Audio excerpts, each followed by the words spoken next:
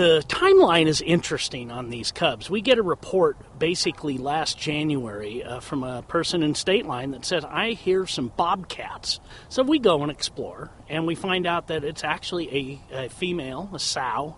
Now, the big surprise, she had 4 newborn cubs with her. It is unusual for an 18-year-old sow to give birth, let alone to 4 cubs. And unfortunately, she recently died. That means there's 4 cubs wandering around, and these cubs at this age have no chance of survival. On Saturday, the Nevada Department of Wildlife captured the cubs, and on Tuesday, the cubs found a caring new home right here in Reno at Animal Ark. They're very timid. They have lost their mom, and they're frightened. So they tend to stay at the back of the enclosure when nobody's around, and if we can sneak up on them, we'd see some normal cub behavior. Animal Ark has raised 22 other orphan cubs to be released into the wild and has been very successful.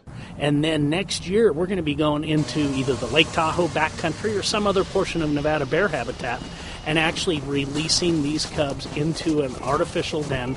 They will emerge next spring, and they'll be on their own and hopefully be wild bears. Animal Ark will keep the cubs isolated from the public, but expect to install some GoPros for public viewing. It's a lot of work. It's a real commitment, and it's very expensive. So we're appealing to the general public to help us with the funding for the bears. By the middle of the summer, the cubs will each be eating 5 to 7 pounds of food per day. And the estimated cost is $100 per cub per week.